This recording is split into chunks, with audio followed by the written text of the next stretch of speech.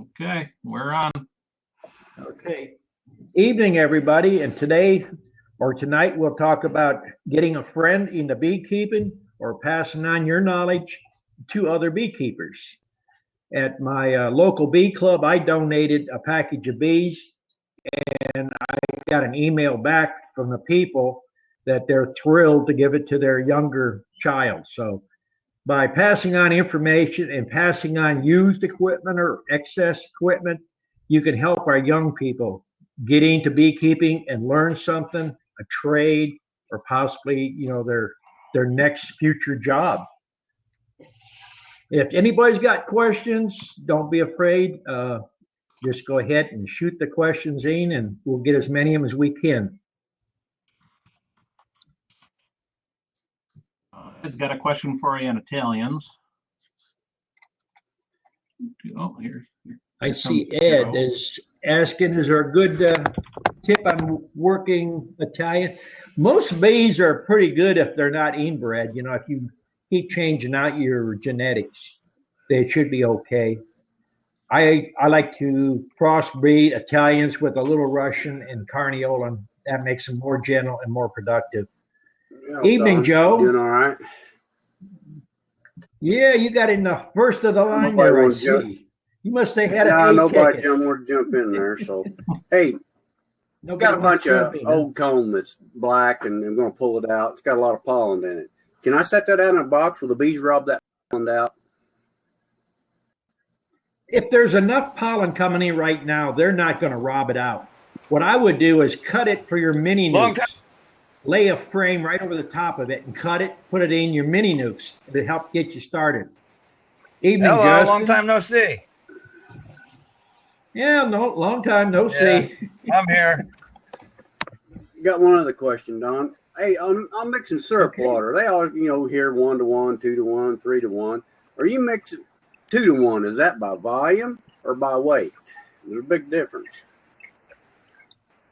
Well, my son is mixing up the last one, and I think he put 6 buckets, 5-gallon buckets of sugar in the barrel, and I believe he put two 5-gallon buckets of water. And then we added our oils. Right now, we are putting spearmint, wintergreen, and tea tree oil. That way, it helps prevent that the nosema or from the bees not flying much, all that diarrhea that they get. That was 3 5-gallon buckets of sugar to 2 5-gallon buckets of water. Okay. Yes. That gives me a good idea where I stand. I think mine's a little thick. When you pour it should pour fairly easy. And if you're pouring it from one bucket to another bucket and you're holding your bucket up, say, 18 inches, it should go into it fairly well and shouldn't be splashing back on you. If it's splashing back on you, that's a good indication you got too much water in it. You're feeding now, I guess. I'm feeding now. Okay. Would you In fact, we are putting our mini nuke frames on our boxes. We put some on last week, and we checked some today. They're already up there. The queen's working on them. They're bringing pollen and putting in the mini nukes, and they're starting to put some syrup in there. I just wonder if it's too early to start feeding up here. I mean, next week it's supposed to be in the 60s and 70s for the next 10 days. I didn't know if it was too early to start up here or not. You got to just watch the weather. Jason wants to know on mini nukes, how long after a queen is hatched, once made it, how long do I need to wait before caging her for a queen bank? At this time of the year in spring, I don't like to cage queens, even if they're laying for one day, because they're sometimes more reluctant to start back laying regular. There's no need to be caging queens right now. If you're caging queens, you evidently don't have your name out there. You don't have a market. We already are booked out right now until into May. And that's for nukes and packages. So I would if you don't have a place to put the queen, I would leave it in either the mini nukes or I'd leave it in your 5-frame mating nukes. And I'd just let them lay in there. I wouldn't be banking them now. Banking is usually in the fall. I lost all 3 of my hives. You lost 2 of your 3 of them. hives. 3. I had to Why? move them. Why'd you move Well, all them? insurance said they were a hazard. A hazard. Yeah. No. Insurance company came in and says, "Oh, you got to move them." So I moved them, and then that ended up killing them. But I got 2 more on order right now. Well, did you put a screen in the entrance when Yes, you I moved did. them? And how far did you move them? About maybe 100 feet over behind my wood pile. I moved them to a little bit colder location. They were alive up until a month and a half ago, and then they just starved out, I guess. Because I had sugar, I had blocks of sugar on there, and they were taking it, and then nothing. I don't know. I got a store that. Did you treat those bees in the fall for mites? I treated them with tea tree oil and stuff like that. You know, tea tree oil and the. That's not treating for mites. You're going to have to do some form of treatment for mites in the fall. Because if your bees going into December and January and then all of a sudden you're losing them and you got honey stores in there, more likely you got mites. I did see mites in there, but I don't know. You forgot then to treat I didn't them. forget to treat them. I just didn't have the the stuff to treat them. Well, the stuff to treat them, you could treat them with basically mineral oil. I mean, if you have mineral oil, you can go to Walmart and get that for $1.70 a pint. You can put a paper towel on the top of your top bars on your brood chamber and just put a little bit of that mineral on there. That's better than nothing. Yeah, true. That's better than losing your bees. I also tried sugar and sugar coating them a little bit, with the powdered sugar. Somebody told me to try that. No, that's a waste of time. That's like driving on ball-headed tires in the wintertime in the snow. You're not going nowhere. And if anything, putting sugar on a beehive, you're going to have ants in there, and you're just setting up an invitation for more problems. You either got to treat it with mineral oil, or if you're feeding sugar water October and November, and you can increase the wintergreen or spearmint, now they feed that to the brood, and you're less likely to reproduce mites at that time. Well, I got about 18 frames of honey I got to go through. So I'm going to use some of the honey instead of sugar for when I get my package this May. I was thinking maybe that's the best thing to do. I could order a couple queens from you and make splits when I get my packages. Okay. Well, right now, I don't know if you heard, I'm booked out into May right now. So if you haven't got an order in with me, you need to get an order in real quick. Yeah, I got May 4th. I got my two packages coming. Okay. All right. So. Michael wants to know about, do oils need to be food grade? I always buy mine from Loran Oils, and they are food grade. They're not synthetic. If you're buying oils and you buy a synthetic, they're basically for aroma therapy. They're not really good for cooking or anything else. You pay a little bit more for them. If you get them at a health food store or Loran Oils, places like that, or there's a couple places online you can buy on Amazon, then you'll get a pretty decent oil. Does anybody else got a question? Yeah, there's another one. I'll put it up. Okay. From Toby. All right, Toby wants to know, changing large cell to small cell. Well, the first thing I would do if you're not happy with your queen is I'd get a small cell queen. But if you're not going to change the queen out, what I would do is just put 1 or 2 frames in there with small cell foundation. I wouldn't do more than 2 frames in a hive at one time. And you can slowly regress them down and then changing out old comb that way too. Walk. Oh. I wanted to show you my little setup. A question from Theo for you, Don. Okay. How important is a hive location? Northwest, locate. Oh man, Gets hardly any morning sun. Well, location is one thing, I guess, but if you look at my bee yard and you look at all the different hives, I got them under full shade. I've got some in open shade. I've got some in partial shade. I've got them facing in every different direction possibly you can do it. So, a lot of people worry about direction. That when you're running that many hives, it doesn't really matter. They'll find their hive. As far as putting them close together, I like to give them at least 10 inches apart.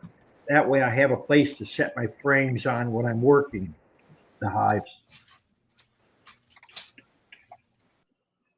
Okay, who's this? Scotty.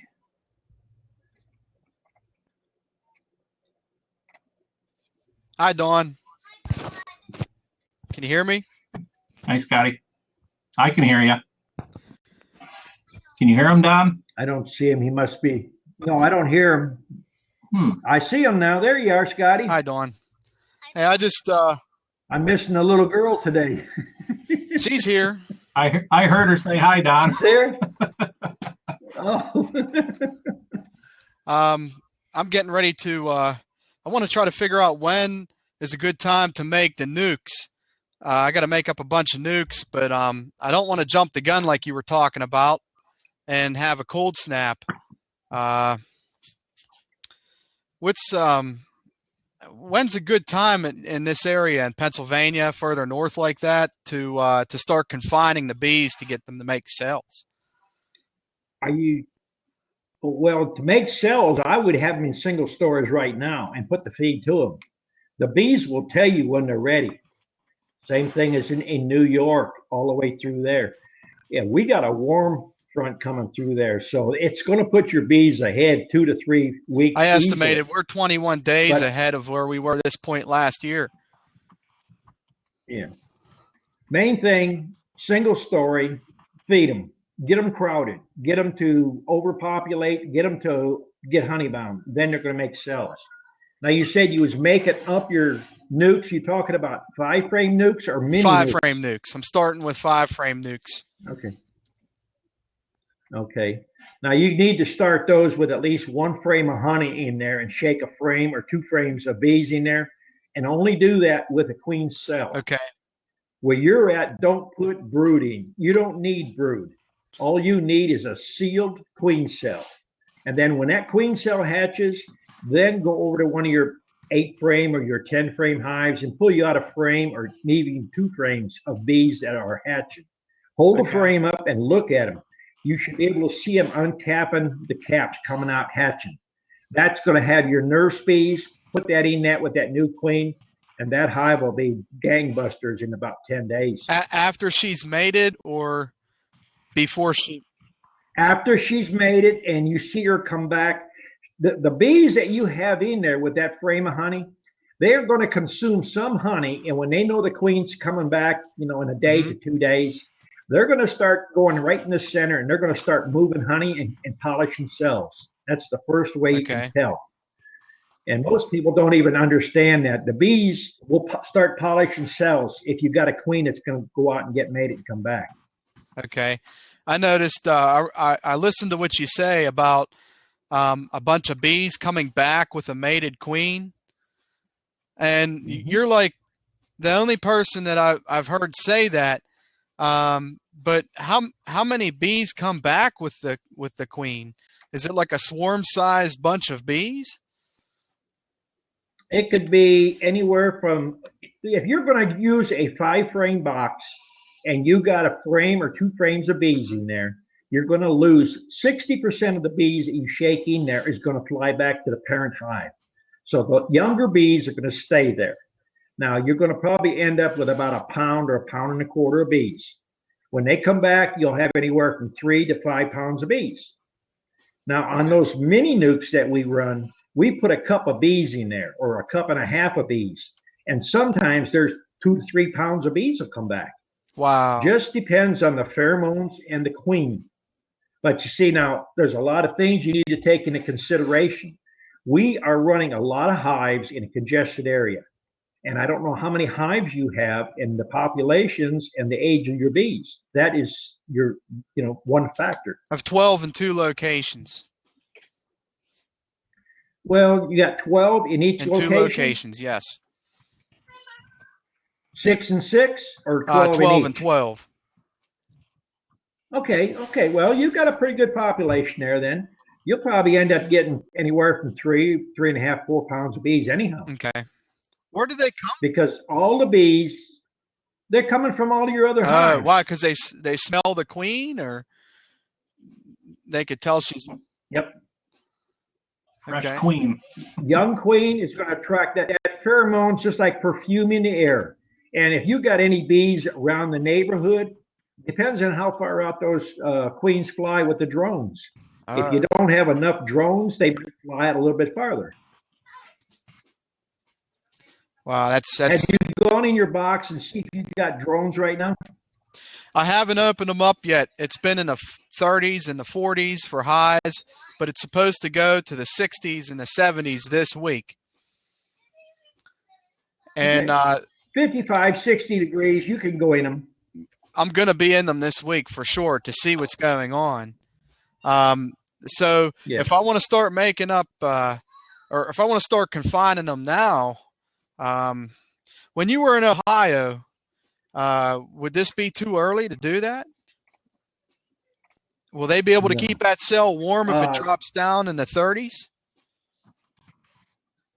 If you shake bees, just like I explained to you, and you don't put brood in there, you are going to have a good cell. Now, if you put a frame of brood in there and a queen cell, that is a ripe queen cell that is sealed, ready to hatch, those bees will start to migrate right up around that queen cell if the temperature drops. They don't care about the brood. They're going to protect the queen cell. That's why I tell people, you don't need brood. If you got a queen cell that's sealed, that's all you need. Okay. If you put a frame, a lot of people want to put a frame of pollen, a frame of honey, and do what they call a walk-away split, and the temperature drops, I'll guarantee you 50% of those bees in that frame, they're going to come out as dead chill brood, or the larvae are going to be cold and they're going to bring them out. I know exactly what you mean. So that's why I did that the last 5 or 6 years, and I always had to put a frame of eggs back in 2 weeks later and wait the whole 2 weeks again. And it took forever to get a queen to finally be working in there.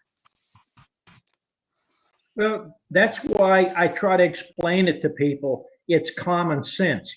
If you got a queen cell and you stick it in there, all they need to do is keep it warm. If you put a whole bunch of brood in there, now the brood is the bees are scattered all across. They're trying to keep it warm. And a lot of times, if you have a queen cell on a frame with brood on it, they're going to abandon the brood and you'll have dead larvae pulled out. That's why I try to tell people what I do makes money and makes bees. A queen cell, you cut it out of the frame. If you've got a frame, it's got brood on it and about 5 or 6 cells, make 5 splits. That way you're not risking your resources. But when you put a frame of pollen and bees in there and then hope they're going to make it and the temperature drops, they ain't going to do it. That's why I explained last week or the week before that, I made 75 splits. We had nice warm weather for 2 to 3 weeks before Easter. I made 75 splits. I lost every single one. We had a record freeze at Easter about 5-7 years ago. So that's why I've learned, and what I'm trying to do is show you and explain to you where you can go right and where you go wrong, where you make your mistakes, trying to save you money, because I've made those mistakes. I know what's working and what don't work. Well, thanks, Don. And nobody wants to take the time to explain them things to you. That's how I'm going to do it this year. And thank you so much for the information. Okay. Jason is in here tonight. I haven't seen Jason for a while. He wants to know, last year he had 30 nukes for mating, moving to the minis this year. Well, that's good. He's learning just from listening to the chats we do. And he had a question too. Any tips for a first-time mini nuke user? Go easy. Go easy. Don't get carried away because they are a full-time thing, those minis. You have to watch them pretty close, and you have to keep feeding them. Do you make your own minis, Don? The woodware. We make all of our minis. Yes, we make all the woodware, the minis, including the feeders, and all the frames are made out of standard 3/8 by 3/4 wood. All the scrap wood off your saw. They don't have to be fancy. All we do is take the top bar and we run it down the center on the saw, and we bring the saw blade up 3/8 of an inch, and we put a slot down the middle. And that's what I've been doing for the last 3 weeks is putting wax in the minis. And you just cut a piece of foundation and you stick it in a slot, and you get a little pan with some warm wax in there, and you take a paintbrush, dip it in there, and you just dip the paintbrush down about 1/4 of an inch. And then you just run it right along that groove on each side, up each end in there, and it's like welding it in with wax. It's what works for us.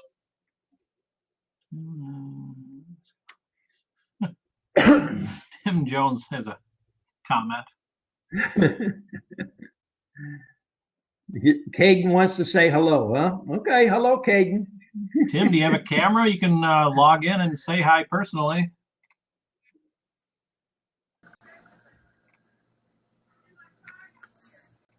Joe? Hey, Don. Hey, I went to your Dixie Bee Supply. Yeah. I'm going to order them queens. I don't see a place to pay for them. I just need to send you a check. Len, the plans? No, I wanted them 15. What are you talking I wanted to buy 15 queens there the second week in April, and I didn't see a place to. Oh, you have to send me a check. Okay. You just send me a check. Make it out to Donald Kuchenmeister and add in, you want 15 queens? Right. The shipping on the flat rate box is about $6.50, and by the time we pay insurance on it, probably about $12, $13 total on the shipping. If it's any more or any less, I'll let you know, and we can make the difference up. Yeah. If I owe you, I'll send you a check or give it to you when I see you. Yeah, you'll see me. Okay, well, I'll get that in the mail in to you. Okay. Thanks. Now be sure to put your phone number on it. I will. Yeah, because I want to know when they're coming for sure. Okay. Okay. Hey, Michael has a question for you. If you have 2 bee yards a half a mile apart, and if I want to get queens made without inbreeding, well, you should get some outside breeding in there, but it doesn't hurt to bring in some new genetics once in a while. I try to bring it in every year. Evening, Les. Yep, Les has got a question in here. Okay, let's see. If he has dark wax, work it out. It's got a lot of pollen. Well, that's what I just answered for somebody else. They got pollen in the frame and it's dark wax. I would lay the mini frames over the top of it, and on a deep, you're going to get 2 mini frames, and you could just cut around with a little steak knife, and you could use the wax and a little paintbrush to wax them in. That way the bees use it up. And then the tail piece that comes off the bottom, you got about a 3-inch or 2.5-inch piece. It's wasted. Throw it in your meltdown pot, because most of your pollen is going to be from halfway upward to the top bar. So you're not losing very much. Okay, recently added another brood box on 10-frame hive, and the bees are building comb like crazy. That's a good thing. Now, what's he wanting to do? Does he want to make honey, or is he wanting to make splits and queens? He must be in a warm area because they're making comb, and they won't make a lot of comb draw wax out unless it's fairly warm, and he's feeding them. Okay. Thomas wanted to make. Yes, are you sure? Are you sold out of your queens? Up until about mid-April, no, mid-May right now. So get on the list now. We have orders from the end of March up into May right now. But we have people from all over that buy or put orders in for March, and they get cold feet because the weather changes drastic, and we can move them around for other people that want them. So that sometimes the spots will open up. Theo wants to know, when do I treat with oxalic acid? And no, it don't affect the queens. Anytime the bees are flying, you don't want to do it when you have clustered bees, because you don't want to take a chance on damaging the queen. Okay.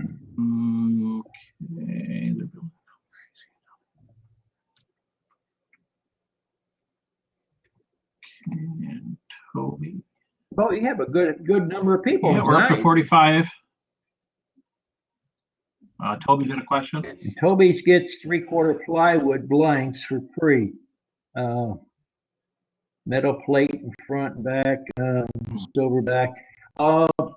Yeah, I would use that stuff, 3/4 plywood. I use it for bottom boards and put the silver back to the facing downward. Anytime you get free wood. Scotty must have thought of another question. I got another one. Some of these nukes are going to go out to other people. I want to keep them free of mites.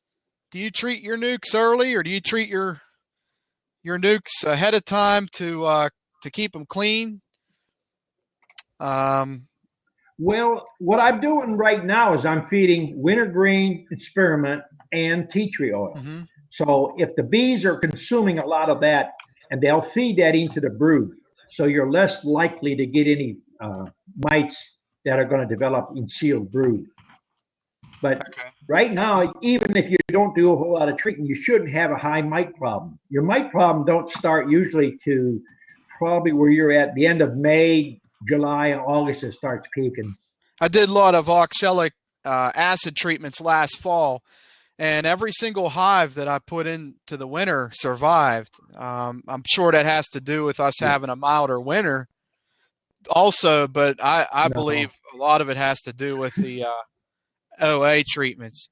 I did 4 of them in a month. Right. To knock back the mites. Yeah. Right. That's what I try to tell a lot of people in these chats. If you invest in a vaporizer and do it properly, and you go through the winter, your hive has died. It's died from starvation. It has not died from mites, because that's 100% kill rate. I mean, there's nothing better, and there's nothing cheaper. And then going along and putting wintergreen in your feed also helps.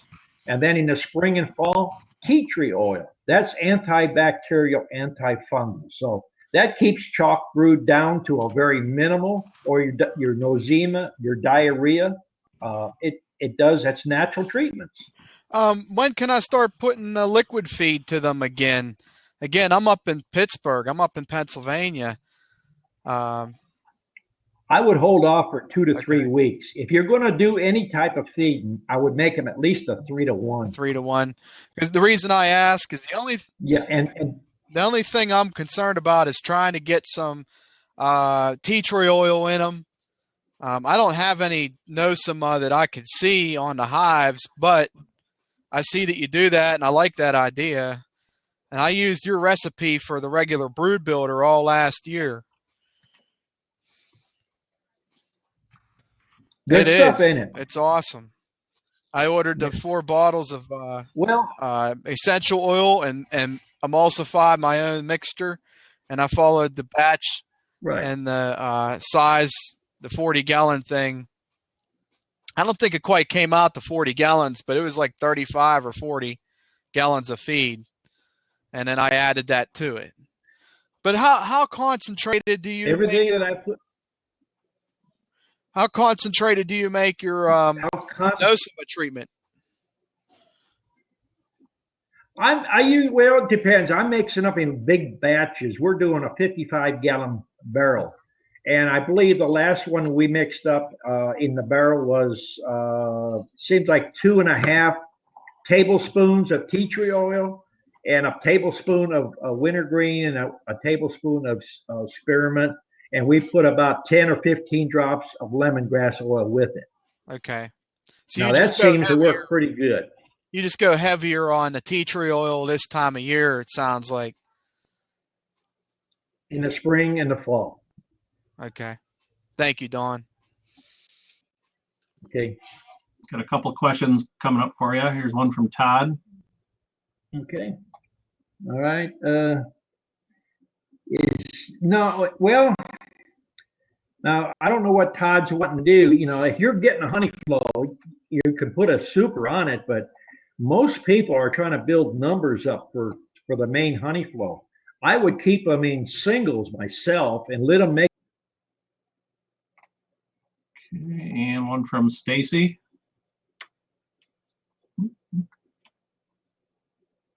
You there, Don? Oh, I think we lost Don.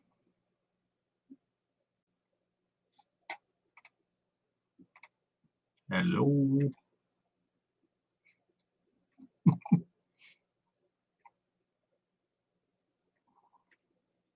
A bunch of cells. Guess we'll wait for him to call back, so be patient, everyone. And then we'll get to your questions. I know they're building up on the left side here a little bit.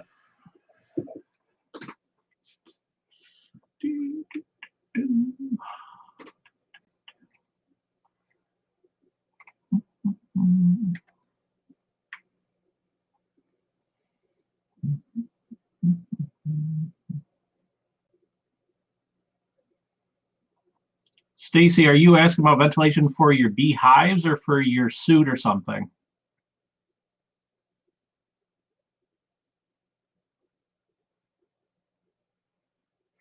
There he is.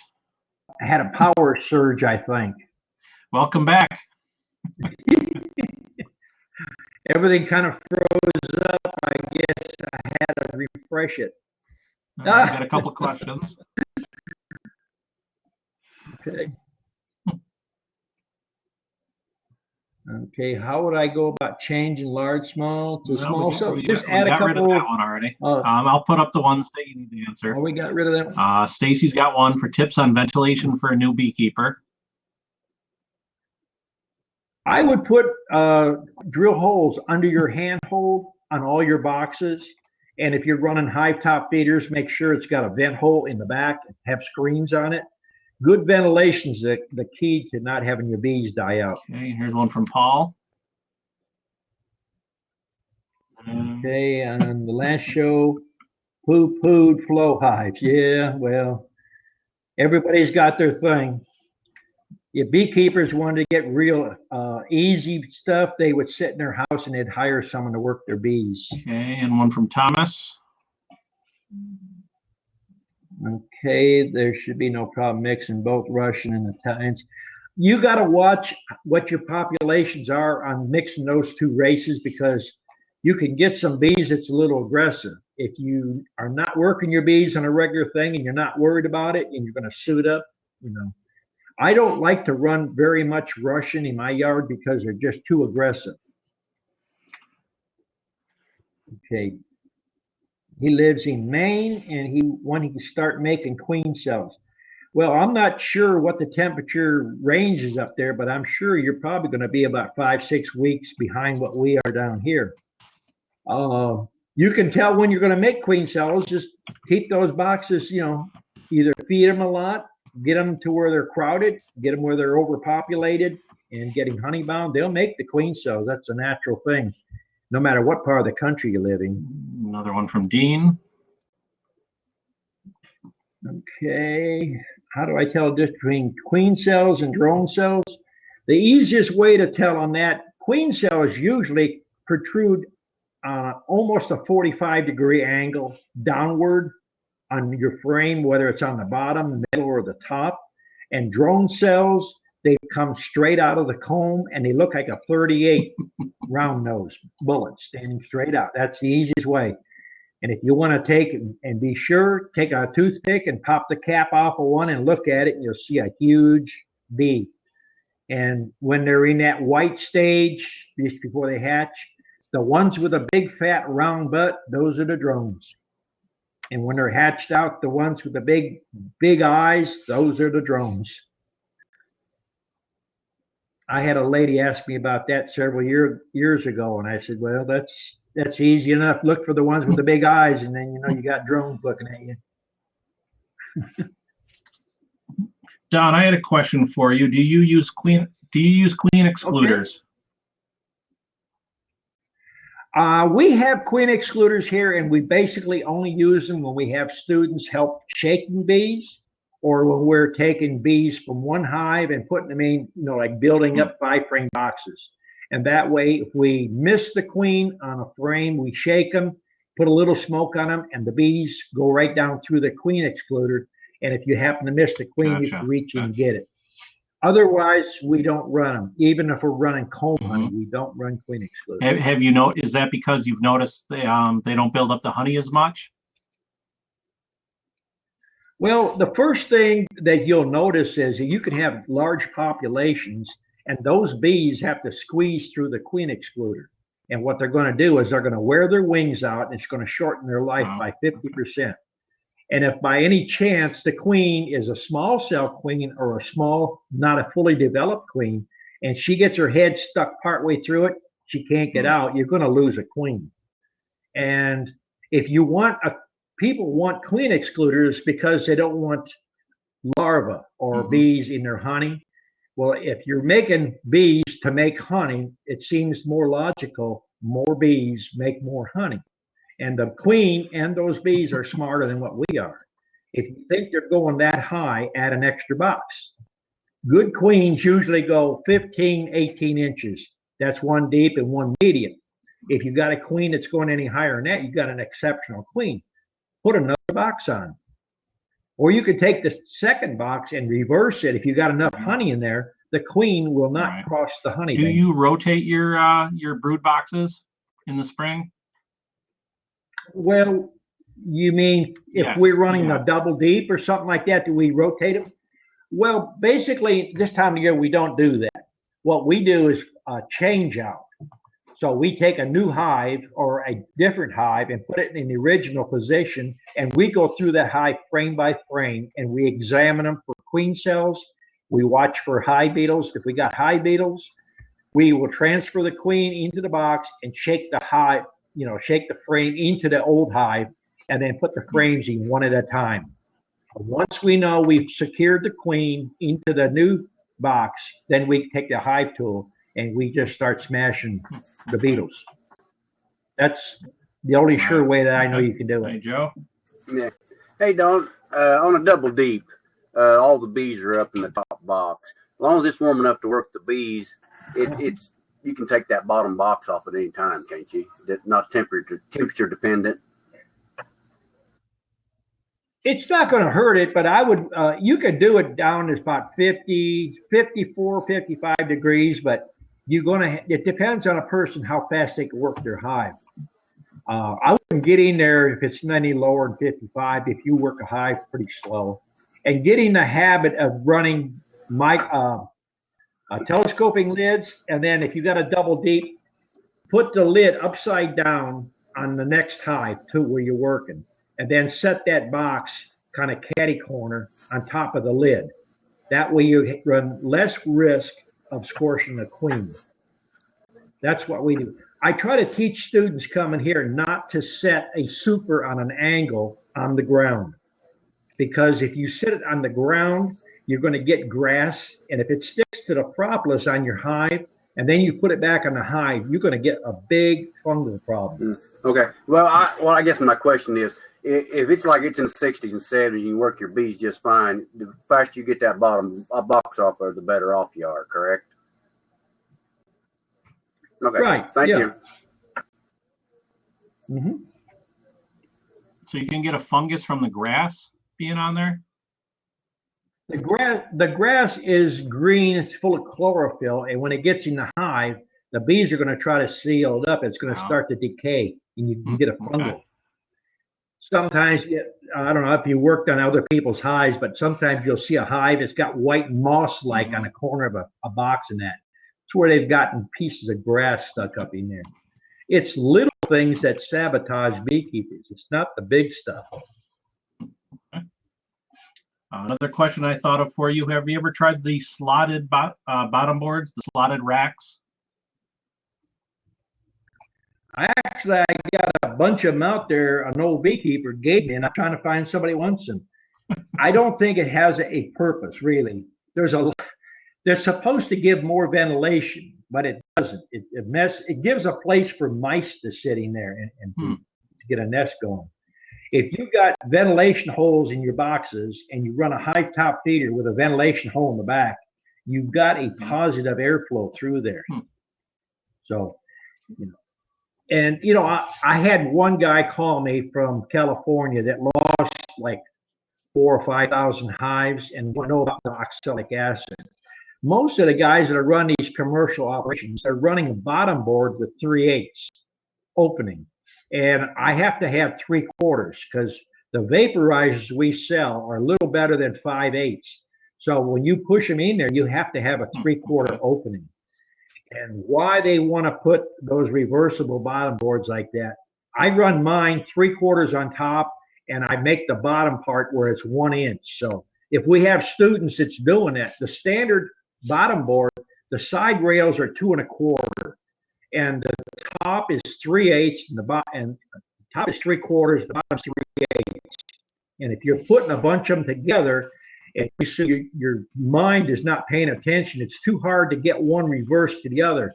And you got one side 3/4, the other side is 3/8. So the box sits cockeyed. By putting it 2 1/2 inches on those rails, it's really difficult to do that because the bottom will be 1 inch and the top is 3/4. It's easy to spot. You got a question from Theo. It's a good one. Okay. The sugar waters in plastic top hive feeders, it's getting moldy. Well, if it's getting moldy, more than likely he's listening to a lot of people that's doing 1-to-1. And if the bees do not consume it within 3 days, it's going to start to ferment. And that's what it's doing. It's fermenting and then it's getting mold on it. You might have some dead bees in there, which is adding to the mold. I would dump it. I would want my sugar water a minimum of 2-to-1. When you're putting a 1-to-1, the bees have to work so much harder to just evaporate the water back out before they can use it. Could you add anything to the sugar syrup so it wouldn't ferment as quick, like Honeybee Healthy, vinegar? Well, I mean, you could probably put a few drops of Clorox in there. It's not going to hurt the bees. It'll keep it from fermenting, postpone a little bit. And the Clorox won't hurt the bees. They get into swimming pools, and the chlorine count is a whole lot more in that. Hey, how's it going? Good, and you? Good, thank you. Can hardly see. You got a light on there? Yeah, sorry about that. It's a little dark. My power went out, so I'm using my neighbor's Wi-Fi, and I'm running on like 20% on my laptop here. It's been it's raining out there. It's pouring rain, so I don't know if you can see it, but anyway, I had a question.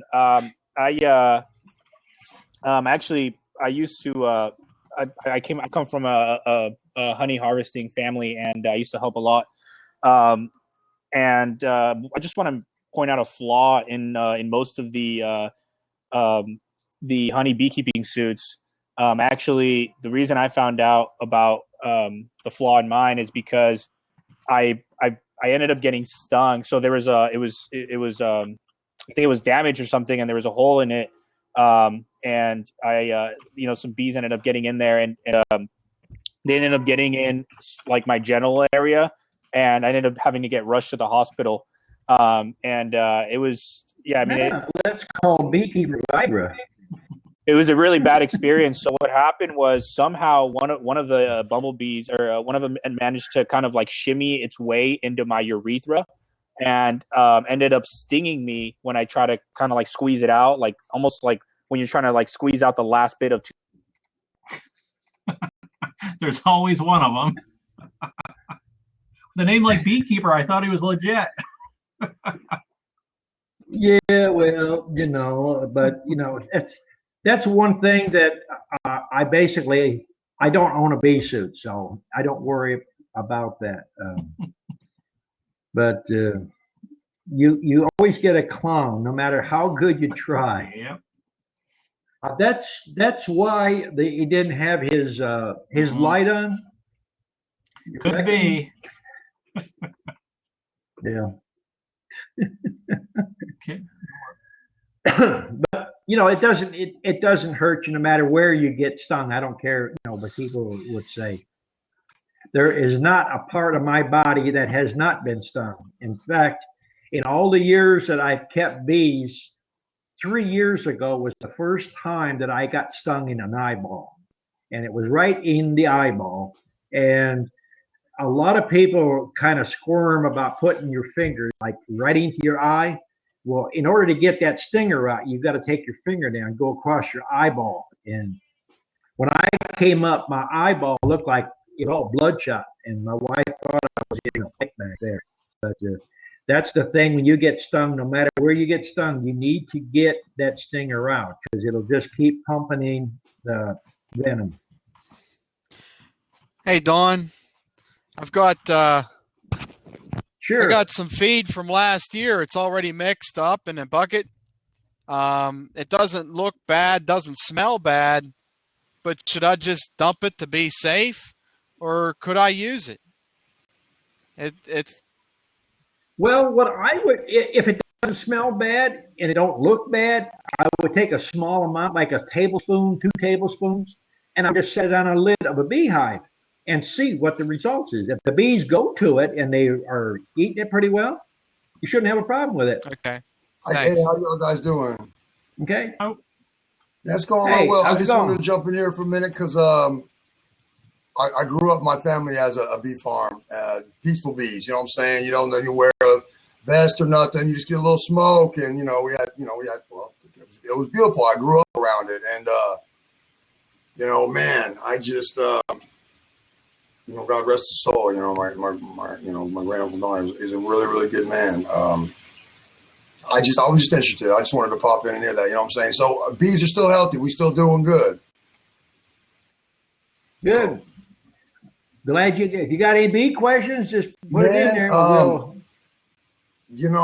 wouldn't know the first thing about going taking over my family bee farm. I hadn't been out there since I was a kid. I know it's close to the Mississippi River. I know it's beautiful. I love the land.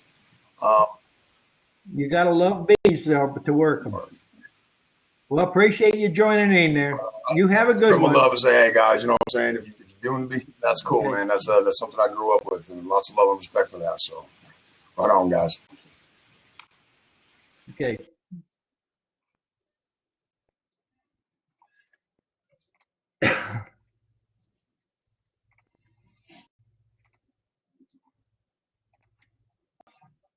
Well, we getting caught up on Yes, we are. questions tonight. We got one coming in. John Paul. Hi, Hello. Hello there. how's it going? Going good. You got a bee question? Sure. How do the bees mate? How do they How reproduce? do they mate? Well, they have a queen. They fly out and mate that way, and then go back to the hive, and they have the brood there, and the hatches out. So basically, it's just one queen for a hive, Right. and then the queen has sex with multiple other bees.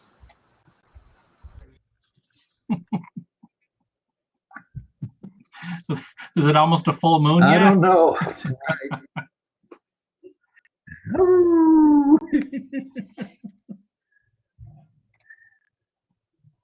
Hi, excuse Well, me. I I just thought I wanted was to gonna say I'm get sexually difficult attracted to questions bees, tonight, but and I imagine. What the frick is that?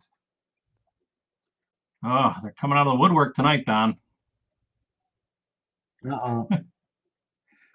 There's a question up there for you. Well, let's see.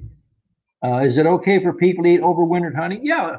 Honey is not going to spoil, especially if it's capped on both sides, and it's not going to ferment. Bees ain't going to cap it unless it's already, the moisture cont's out of it. Man, I can't kick this guy out of here.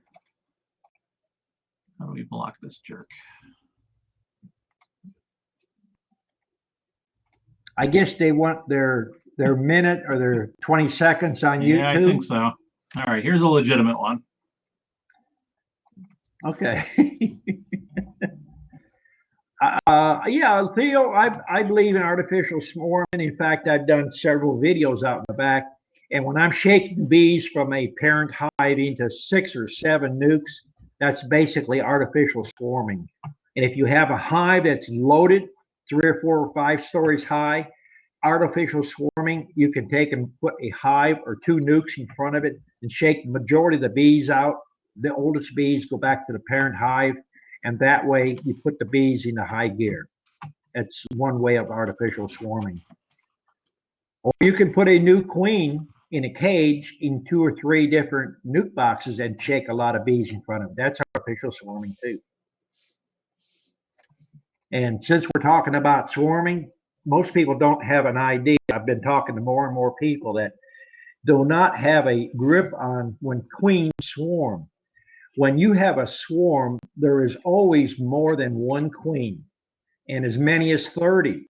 I've seen on a regular basis 10, 12, 13 queens is easy. And what's happening is they don't kill one another until they get into the new hive, and then they take control of the hive. And we've caught a lot of queens from swarms and put them in cages, and then took those queen cages and put them in the nuke boxes and set up. The queens that are in a swarm, when they land in a tree or next to a box, they're already mated. And if they're not, they'll show up within 3 days. They're not laying eggs, and they'll go out on their own and remate or get mated.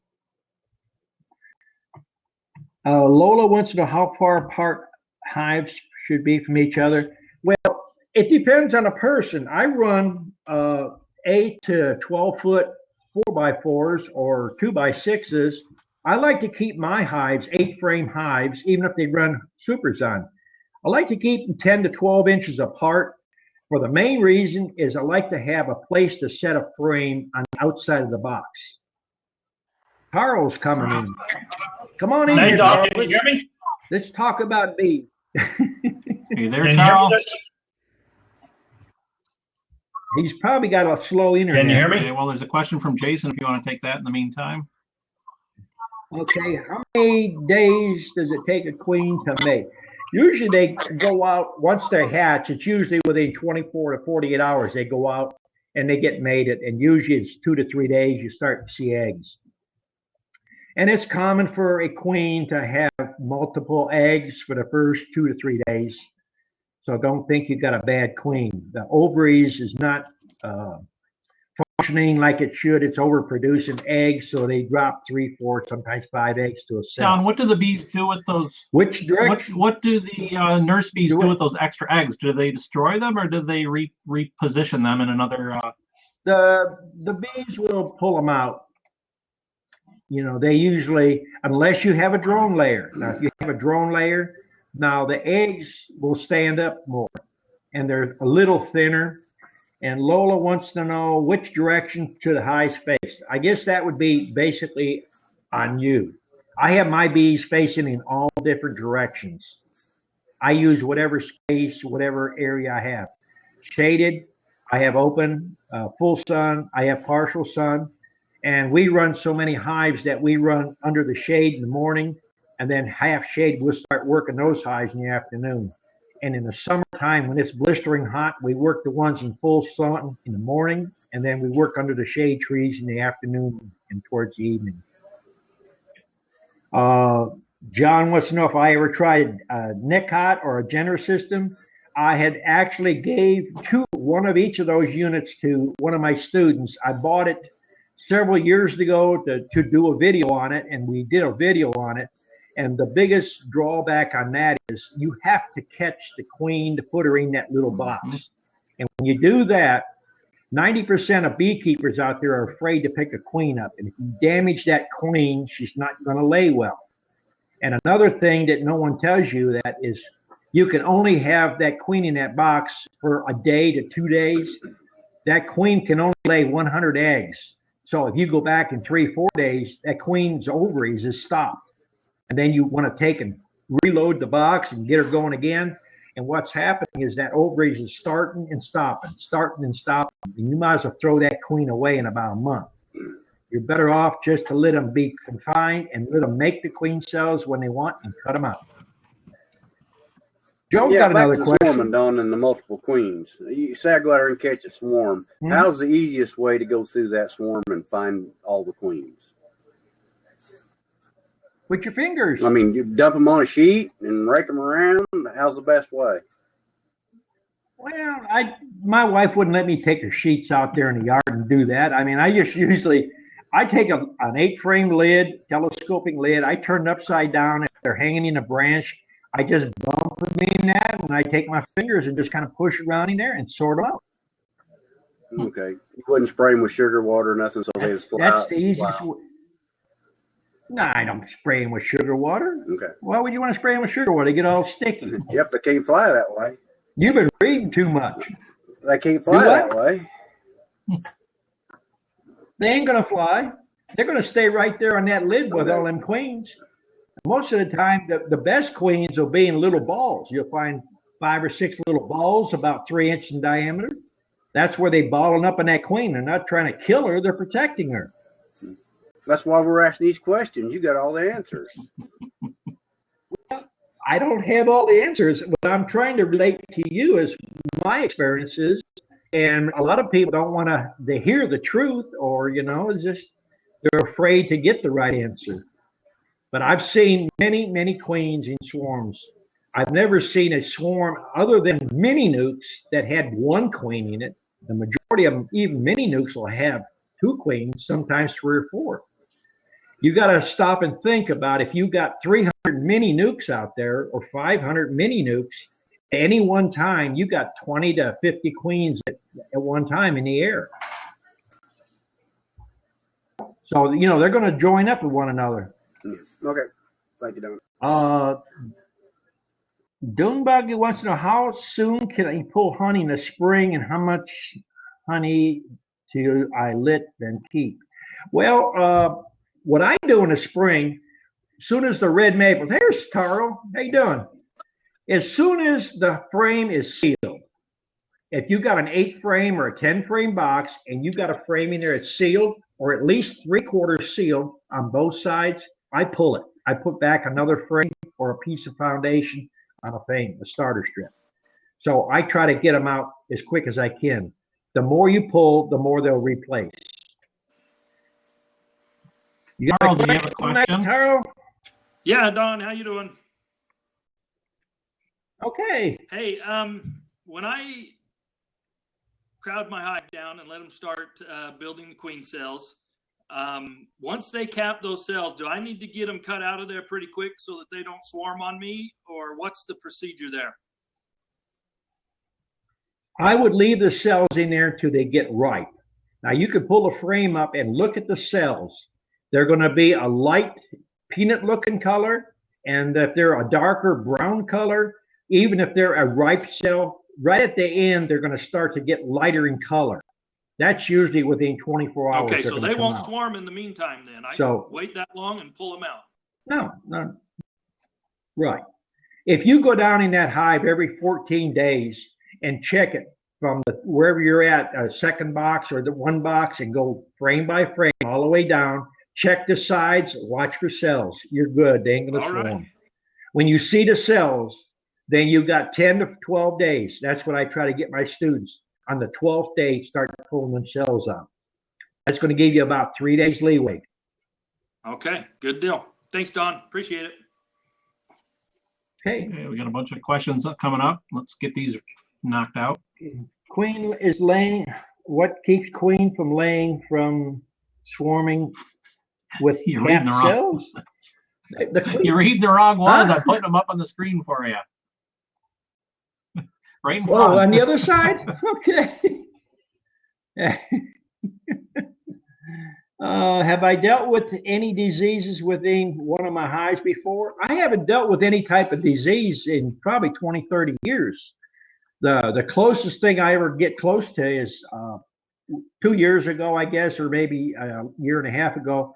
We had a couple hives that had really bad small hive beetle damage. And I mean, it was nasty in 5-frame box. And I let my hives, the students work the hives. So I basically let it go. It gets wax moth, I use it as a learning tool. You get small hive beetles, it's a learning tool. If the students can't learn what is causing it and how it's acting, they don't know how to fix it. So I let it go. Jason wants to know how far apart should I keep mini nuts or nukes? I guess they're nukes. We've had a few nuts tonight. We keep them apart as much as we can, but the mini nukes, I try to keep those 8 to 10 inches apart. Just because a swarm comes in, they'll migrate from one to the other. Okay, we're down to the last minute here. Abood has a question. What keeps the laying queen from not swarming with the capped cells?